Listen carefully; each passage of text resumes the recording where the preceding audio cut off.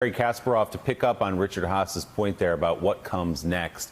As you've studied these societies, as you've studied these kind of divisions, Congresswoman Elissa Slotkin of Michigan was on a few minutes ago making the point that she can say officially now, as someone who's worked around the world, that the external threats to America, while still very serious, have been surpassed by our internal divisions. So what happens next in societies like ours? Have you watched these plays out? What comes next? How do you put it back together? I think it's very important now to understand that Trump's impeachment and everything that's happening now, it's about the future. Because America was very lucky that Trump was such a buffoon. But it's also a bad sign that such an incompetent narcissist made it all the way to the presidency. And Trump, we remember, was always the Trumpism's weakest link because he could never resist making everything about him. So it's not enough to beat Trump if the next nationalist demagogue can follow in his footsteps and surpass him by being much smarter, which, well, no, it won't be so hard. So I think it's important now just to fight Trump as America is fighting COVID-19, because America has been attacked by two dangerous viruses at the same time, COVID-19 and Trumpism, which is a well-known mix of demagoguery, nationalism, and autocracy. And I think now, if we look into the future, we should try to make Trump, let me say, a vaccine. Because Trump is a very weak version of the deadly virus of dictatorship that strengthens the democratic system if administered in time.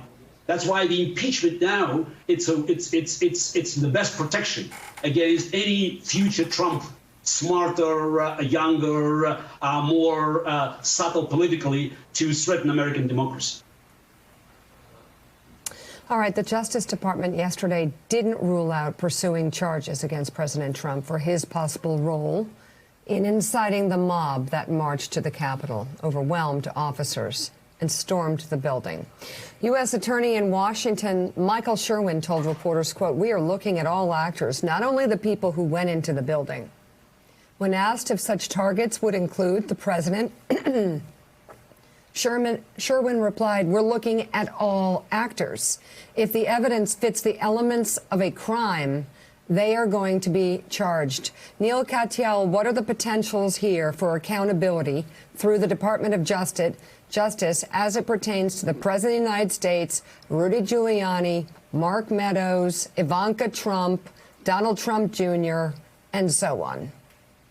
Yeah, there's a serious possibility of criminal liability for any and all of those individuals. It does look like incitement, but of course, you know, there may be factual stuff about their criminal intent and the like. So it will require the opening of an investigation and, you know, traditional law enforcement techniques to bring that to bear. And this intersects in a really interesting way with the discussion we were just having about impeachment. There are three ways to remove a president. One's impeachment, the second is the 25th Amendment. But the third is resignation.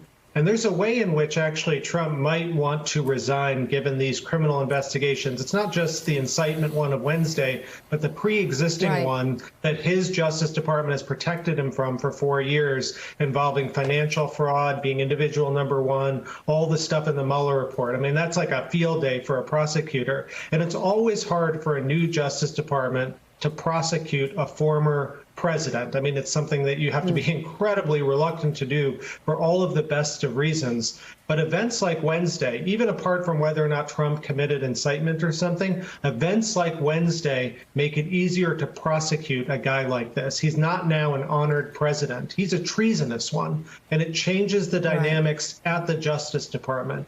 And so for that reason, he might want to step aside and have Pence act as president and pardon him, because the Justice Department has already opined that a sitting president can't pardon himself. Thanks for checking out MSNBC on YouTube, and make sure you subscribe to stay up to date on the day's biggest stories. And you can click on any of the videos around us to watch more from Morning Joe and MSNBC. Thanks so much for watching.